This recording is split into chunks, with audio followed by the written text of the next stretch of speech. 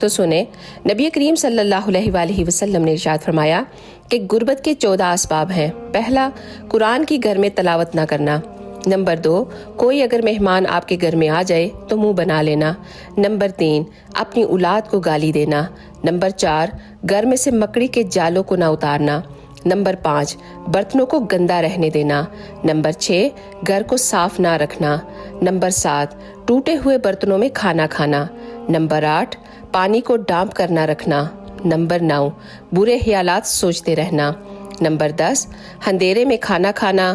Number 11، اگر کوئی سوالی آپ کے گھر پر آ جائے تو اسے خالی ہاتھ لوٹا دینا۔ نمبر 12، پاؤں کو پھیلا کر کھانا کھانا۔